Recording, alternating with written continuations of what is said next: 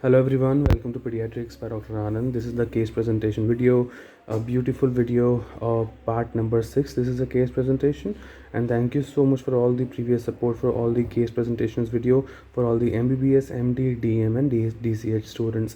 So today's case presentation continuation topic of format, we're going to talk about very important history of allergy. In this topic, we're going to talk about history of allergy and history of and family history.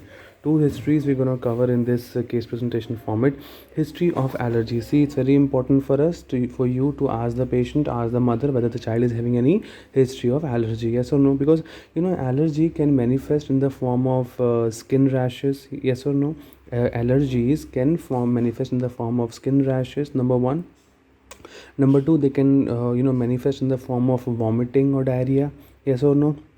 Vomiting, diarrhea, wheezing, breathlessness, even sometimes anaphylaxis and shock. So a patient comes to you also with vomiting and diarrhea or severe anaphylaxis or severe shock. Please also ask the mother whether she has, like the child has any history of allergy. Okay, so these all manifestations, a basic history of allergy can lead to breathlessness, anaphylaxis, shock, and sometimes it can present as sudden death also. So history of allergy, just one point you should ask in your case presentation. Coming to the family history. So what about family history? What do you think? Like in family history, it's a very wonderful, important pedigree chart analysis topic, and family history is important for me to know. So what all points am I supposed to cover in the family history? What should I know? Why should I take a family history? Again, remember, don't cram. Understand, conceptualize your mind. Okay, you're taking family history. Why are you taking family history? Number one, age of the parents.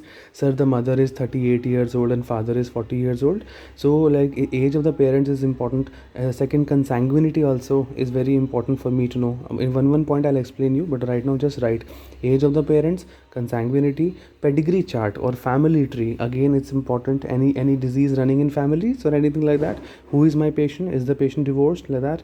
And then we have fourth is significant illness in the family. Any grandparents, cousins, brothers, siblings suffering from any maternal or paternal side, any significant illness in the family, yes or no. So these are the important points you must understand, the reason why you're taking family history.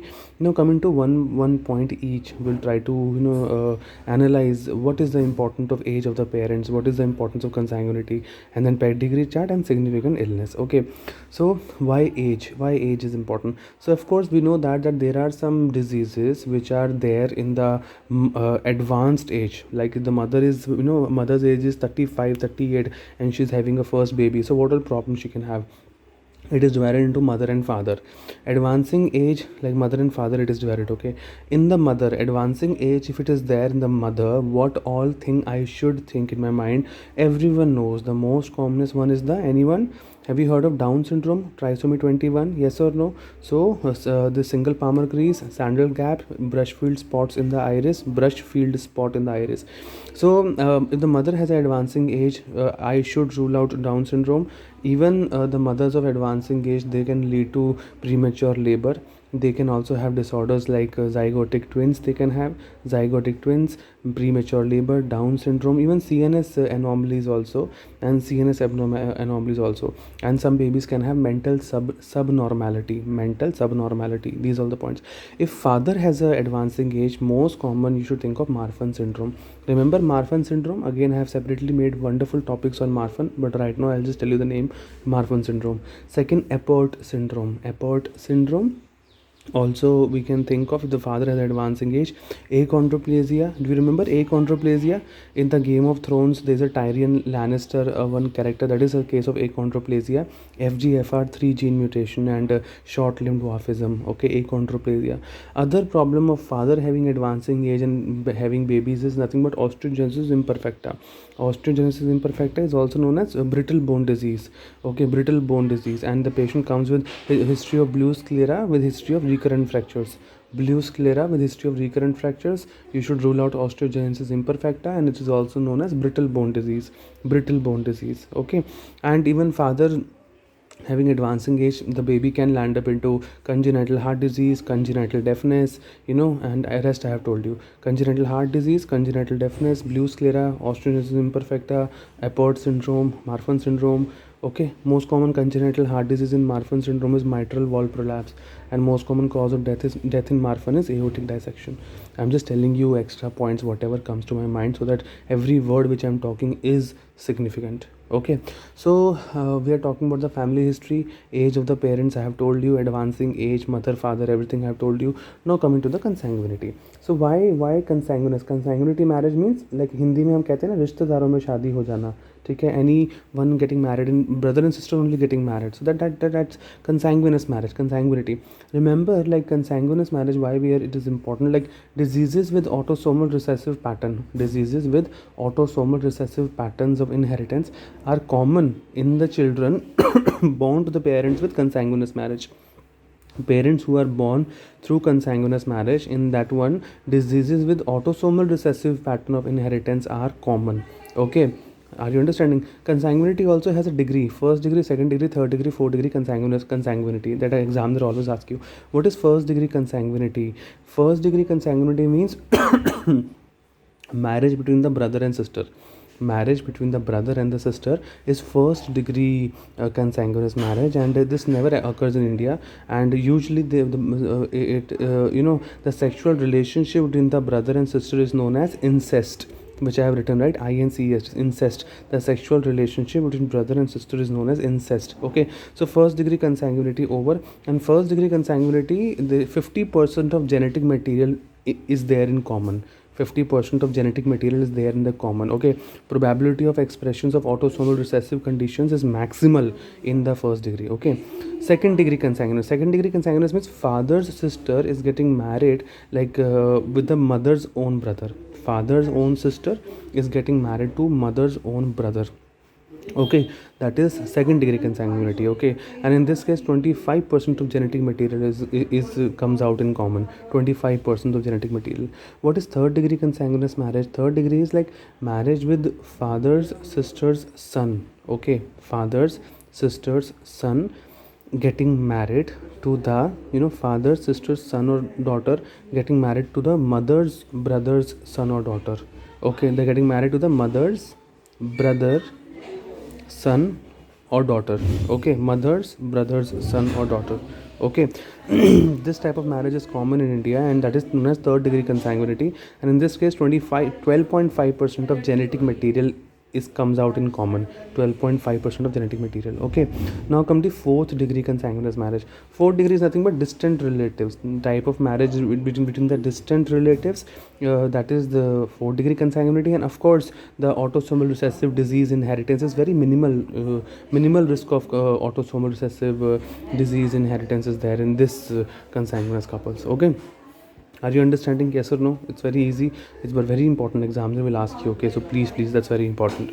Now come to the pedigree chart. A very important topic, a very important pointers. I have explained simple pedigree charts, which will be really helpful for MBBS, MD, DM, and DCH students. And yeah, so pedigree chart. How do you look for pedigree chart? How do you make for pedigree chart? Okay, see this one box. This is the father. The circle is the mother. Okay, father and mother getting married, and they have a child. Now this box is the child. Are you understanding? I'll just put the pointer. See again, I am making now the second pedigree which I have made. See, I'll show you one arrow first.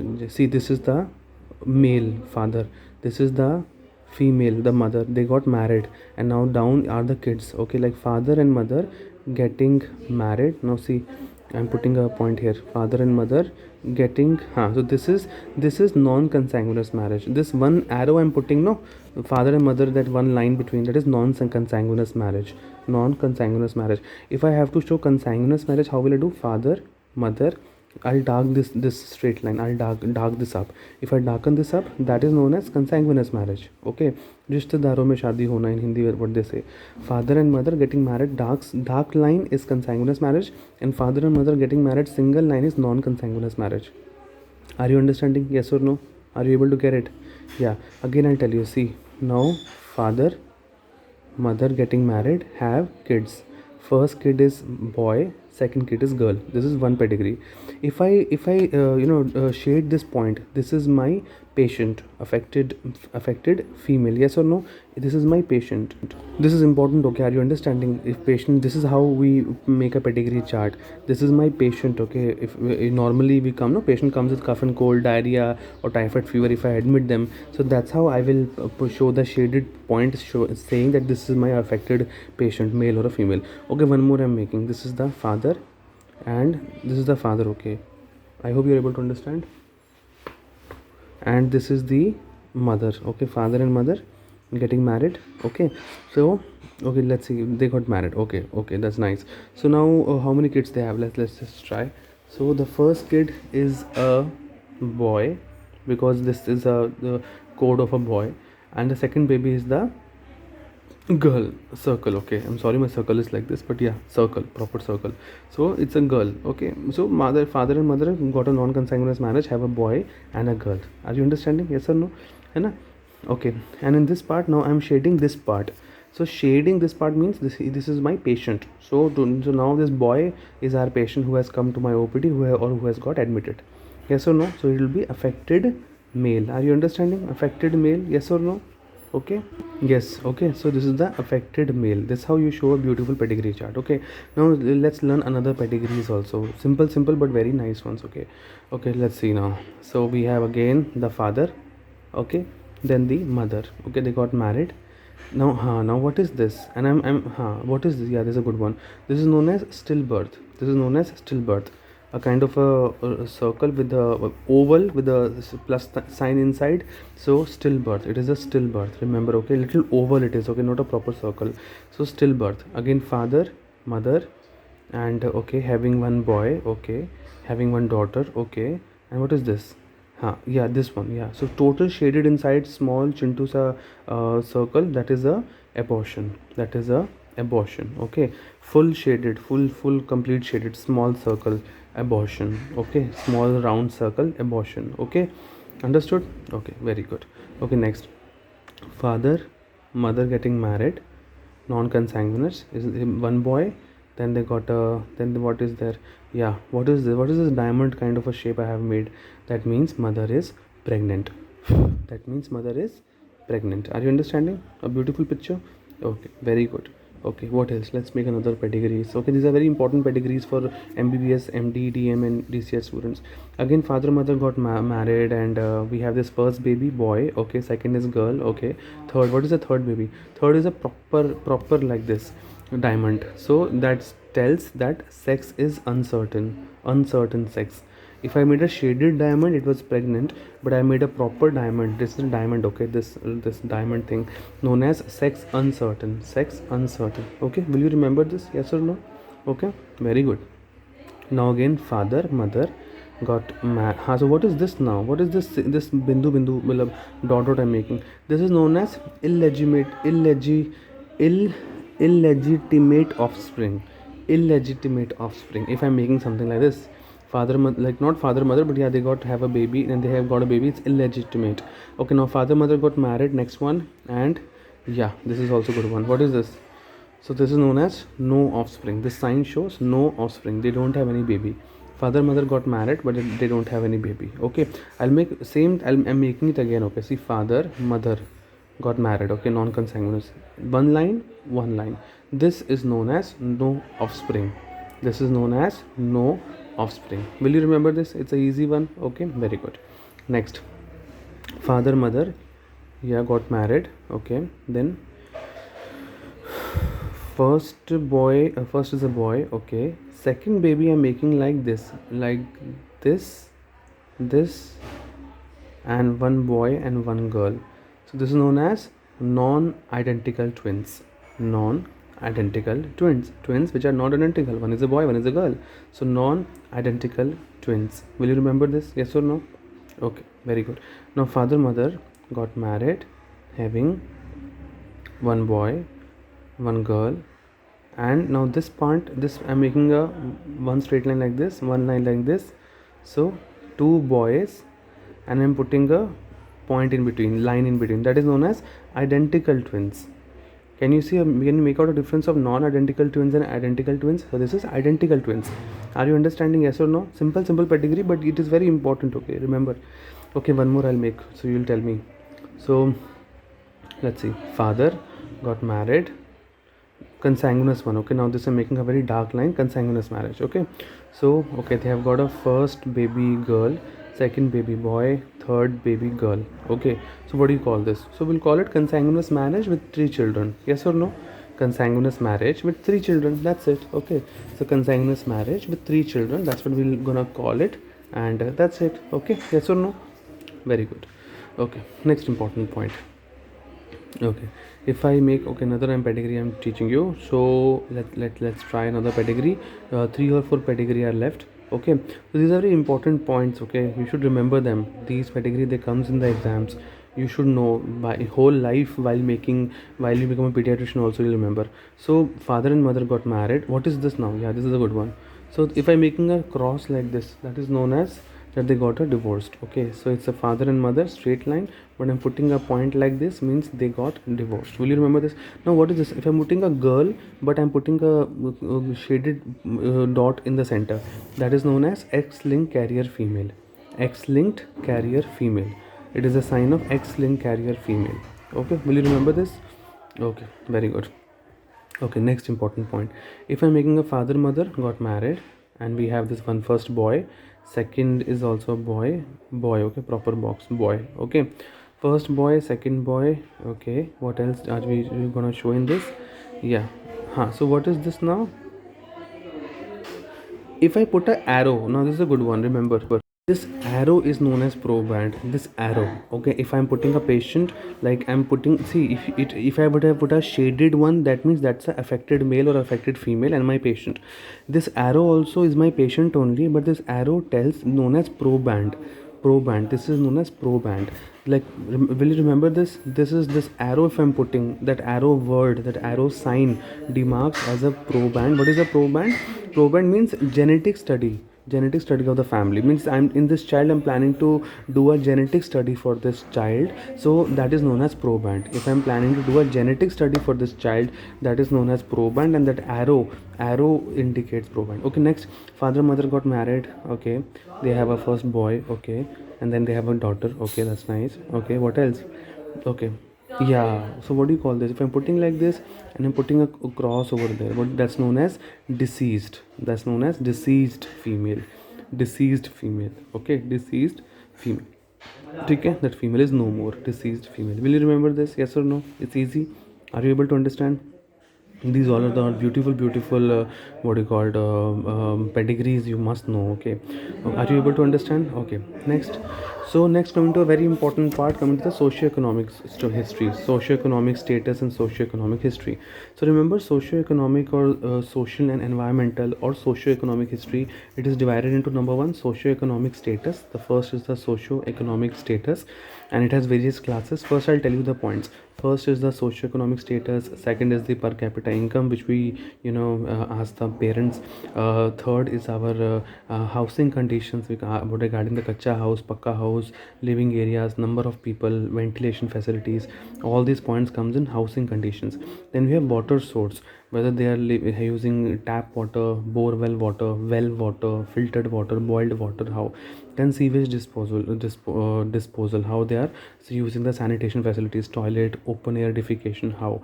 And then last is the environmental factors. Okay, any pollution due to vehicle smoke or anything like that. Okay, so two points will go in detail, not much. So coming to the first important point is the socioeconomic status. So in socioeconomic status, like, how do you classify? So remember one thing, socioeconomic status has the classes, class 1 to class 5. Socioeconomic status can be classified according to the occupation. Basically, according to the occupation, I'll be dividing the socioeconomic status, and it has 5 classes: class 1, class 2, class 3, class 4, and class 5. Okay, are you understanding? Yes, so socioeconomic status, basically it has divided into 5 classes: class 1, class 2, class 3, class 4, and class 5. Okay, class 1, yeah, these are the classes. Class 1 is basically we give for the judges, collectors, executives. That is class 1 socioeconomic status. It's very simple. Okay, just remember fast. Class 1 is basically for the executives, for the judges, for the collectors. This is class 1. Okay, what about class 2? Class 2 we give for the doctors, professionals such as doctors, so that is class 2. Class 3 will be for the trained workers, class 3 trained workers. Class 4 will be for the untrained workers. Class 4 will be for the untrained workers. Will you remember this, untrained workers? Okay, very good. And the class 5 will be for the street dwellers. This will be class 5, street dwellers. Okay, will you remember this? These are the 5 classes of socioeconomic status. Okay, street dwellers. So it depends, sir, my patient comes to class 2 socioeconomic status, like that you're gonna tell to the examiner. Okay, a case presentation is a very wonderful platform. Try to understand, try to adapt your mind with this. Don't think of cramming, try to just conceptualize and you'll get it. Okay, second is per capita income. Per capita income, everyone knows the full form of per capita income. Nothing but the formula is total income of the family upon number of family members. Okay, total income of the family. So per capita income, we all know the formula. The formula is, of course, total income of the family upon number of family members. That is per capita income. Okay. For example, total income of the family is 5,000. For example, total income of the family is 5,000. That will be divided by number of family members. Okay. Imagine there are 5 members in the family. Okay, and 5,000 the total income is there. So again, very important. 5,000 divided by 5, number of family members are 5, so it will be 1,000. Yes or no? So per capita income will be 1,000. Okay, so that finishes socioeconomic status, that finishes per capita income. Third are the very important housing conditions. So what all housing conditions should be in general I should remember? That is also very easy. So housing conditions, simple. In this we'll not go in detail. Okay, it's a community medicine topic and we'll just ask to the point. Number one, are they living in kacha house and pakka house? Number one, are they living in the kacha house or they're living in the pakka house? Number two, living area per person. Okay, how many in one room, how many people are living? Is there any overcrowding is there or not? So living area per person, number of rooms, any overcrowding, any ventilation facilities, it is adequate or it is not adequate. Okay, that all points in general roughly you should ask to the our patient, the mother, of course. Okay, and then come the water source. Are they using the tap water? Are they using the well water? Are they using the borewell water? Are they using any water cleaning facilities? Are they boiling the water? You're using filtered water, or they are not doing anything, they're just using whatever water coming. Next is sewage disposal. In sewage disposal, we'll ask about the sanitation facilities. Are there proper toilet facilities? Are they using open area defecation? Are they properly having any hygiene status? Are they using hand washing is followed or not? Those all things you're gonna ask, yes or no. Then comes to the Kuppuswamy socioeconomic status scale. Kuppuswamy socioeconomic status scale. Again, that's very important. This is a method of assessing the socioeconomic status. Okay, and the status scale is known as Kuppuswamy's socioeconomic status scale. It has 3 important points. It has education, occupation, and family income. Education, number 1. Okay, then we have occupation, and then we have the family income. Okay, in education they are scoring. Score 7 scores, 6, 5, 4, 3, 2, and 1. These are the scores. Okay, how will you give the scores? You'll give 7 score for the professional or honors. Someone who is educated to having professional and honors, you will give 7 score. Someone who is graduate or postgraduate, you will give score 6. Graduate and postgraduate, you will give score 6. Professional or honors, you will give score 7. Graduate or postgraduate, you will give score 6. Any having intermediate or post high school diploma, you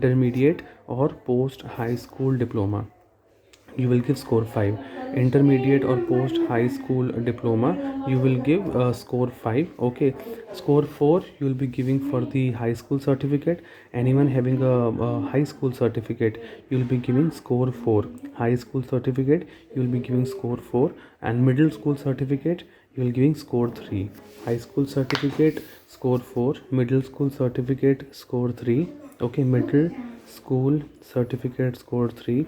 Primary school certificate, primary school, or you can say literate, literate, literate is score 2, and illiterate is score 1. Illiterate is score 1. Okay, these are the points of Kuppuswamy socioeconomic scale in the scorecard of the education. Okay, education. Second is occupation.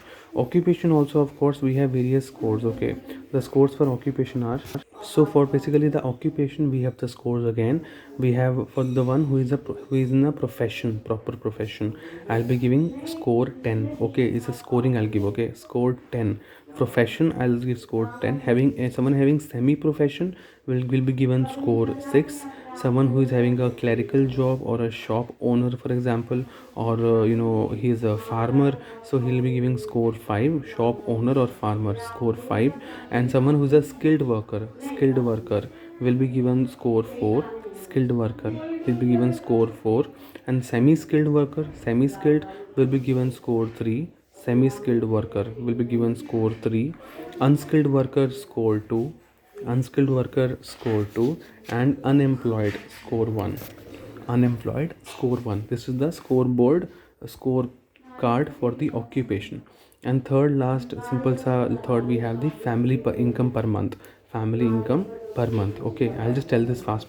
Family income per month, again, according to the modified this update which we have for the family income, it is divided. Again, we give scores like score 12, score 10, score 6. I'll just tell you. So family income per month, it is basically divided. It has various scores and various family incomes. Okay, so how you gonna start? If the family income per month is more than 19,575, if the family income, wait, I'll write this properly because sometimes it gets confusing. If the family income is more than 19,575, that will be, you'll give score 12. Score 12 you will give. Okay, and then we have score 10, 6, 4, 3, 2 and 1. If the family income is between 9,788 to 19,574, then you will give score 10. If the family income is between 7,323 to 9,787, you will give score 6. If the family income is between 4,894 to 7,322, you will give score 4. Family income between rupees 2,936 to rupees 4,893, you will give score 3. Then rupees 982 rupees 2,935, you will give score 2. And anyone earning less than 979 rupees or equal per month family income, that will be score 1. Okay, so after all that socio-economic full scale like education, occupation and family income per month, now I'll plot it into socio-economic class. Okay, socio-economic class, that is A plus B plus C. A was the education, B was the occupation and C is the family income per month. A plus B plus C. So upper class will be class 1, score between 26 to 29. Middle class is divided into upper middle class and lower middle class. Upper middle class will be given class 2, which is having score between 16 to 25, and lower middle class will be given class 3, which is the score between 11 to 15. Okay, class upper middle class 2, lower middle class 3. Upper middle score is between 16 to 25 and lower middle is between 11 to 15. Okay, then comes the lower class. We have the lower also divided into upper lower class or lower class. Upper lower class or lower class, like that. Just upper lower is class 4, and then the lower class, that is class 5. Upper lower is class 4, which is and the class 4, the score is between 5 to 10, and less than equal to 5 is nothing but less than 5 is nothing but class 5. So that was in depth and in detail regarding the case presentation format. Proper, I have covered from the beginning to all the points. I have covered too much in detail, and that is a proper brilliant way of explaining a case presentation. It will be really helpful for you forever in your life. Okay, from the case presentation part 1, I have covered regarding the name, age, sex, place of residence, informant, reliability, chief complaints, history of presenting illness, then HOPI of fever. I have told in depth and detail. Then I explained regarding the history of presenting illness, antenatal history, developmental history, nutritional history, immunization history, personal history, and in this today's class I have told about history of allergy and family history, and also the social and economic history, socio-economic history. So thank you so much for the participation. If you really like the video, do share, like and subscribe, and you can join our free WhatsApp group also. We have the Telegram group also. You can join it on 9999897081. I'll put you in the state-wise WhatsApp group. And pediatrics is a wonderful subject, and we all should know how to just learn it. Thank you so much for the participation. Have a wonderful day ahead. Bye bye.